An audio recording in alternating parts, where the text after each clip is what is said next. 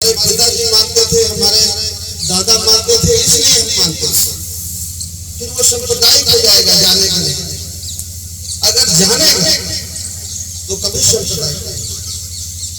इसलिए किसी भी चीज को मानने के पहले, किसी भी महापुरुष को मानने के पहले उसके बारे में जानना बहुत जरूरी है। और जिस दिन हम जान जाएंगे उस दिन मान ही लेंगे, किसी को कहने की कोई जरूरत नहीं। इसलिए मेरा कहना है कि हमें सांप्रदायिक नहीं होना है, हमें जानना है, भगवान बुद्ध के बारे में जानना है। सम्राट अशोक की भी चर्चा हमारे मंच से हो रही थी, तो सम्राट अशोक के बारे में भी जानना है। और उनके बारे में भी जानना नहीं है, जो उन्होंने कहा है वो जानना बहुत जरूरी है। भगवान बुद्ध की हम कथा इसलिए कहते हैं कि भगवान बुद्ध कहाँ पैदा हुए, कब पैदा हुए, पैदा होने के बाद उन्होंने क्या क्या किया हमारे लिए, इस धरती के लिए, इंसानियत के लिए, वही तो हम चर्चा करते हैं। और हम सबके अंदर, आप सबके अंदर भगवान परमात्मा बुद्ध जिसको भी मानते हैं वो विराजमान है। अगर हम अपना जीने का तौर तरीका ठीक कर ले तो हम में से हर व्यक्ति वहां पहुंच सकता है जहां भगवान बुद्ध पहुंचे। लेकिन अपना तौर तरीका ठीक रखना होगा।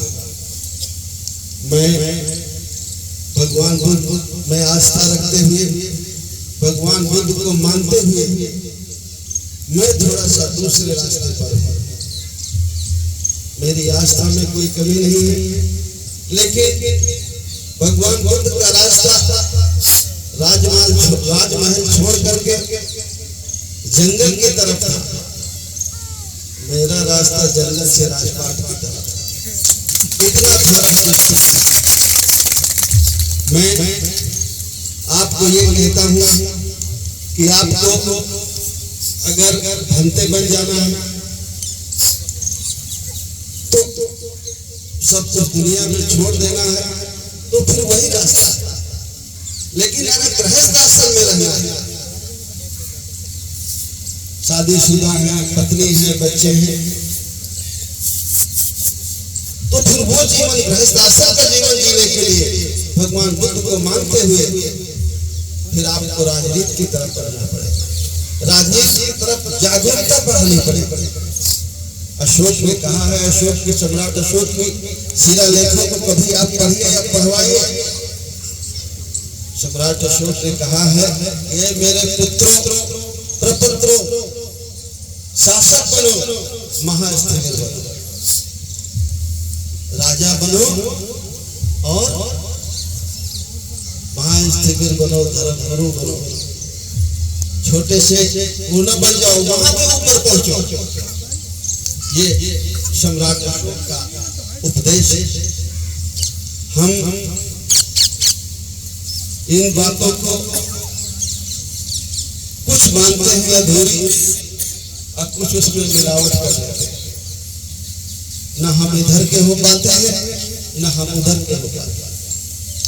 इसलिए मेरा तो यही कहना है कि भगवान बुद्ध में आस्था रखते हुए, सम्राट अशोक में आस्था रखते हुए, जो साथी घर बार छोड़ के जंगल की तरफ जाना चाहे उनके लिए भी रास्ते खुले हैं, और जो जंगल में नहीं जाना चाहते हैं, गृहस्थ आश्रम में, उनको फिर अच्छा जीवन जीने के लिए उनसे संबंधित लोग, उनके लोग या उनसे संबंधित लोग जब राजपाट में होंगे तभी उनका और उनके आने वाले पीढ़ी का भला होगा।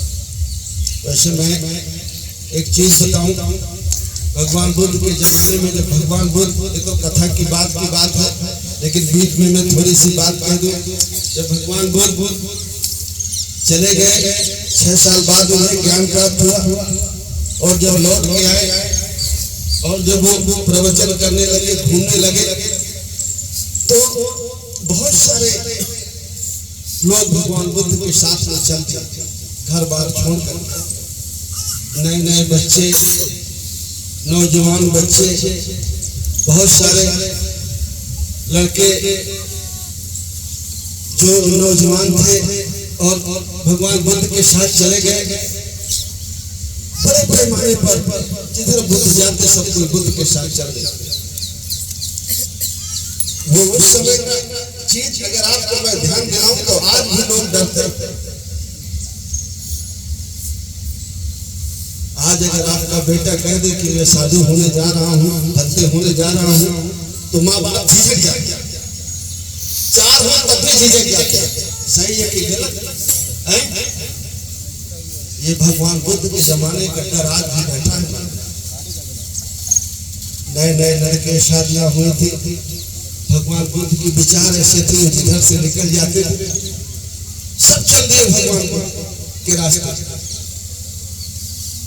तो भगवान बुद्ध के रास्ते पर चलने के साथ साथ हमें अपने बच्चों के लिए भी आगे की तैयारी करते रहना।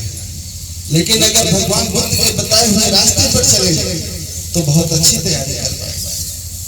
राजनीति का मतलब हर व्यक्ति एमएलए एमपी नहीं हो जाता है कि हर व्यक्ति चुनाव में और एमएलए बन जाए और एमपी बन जाए।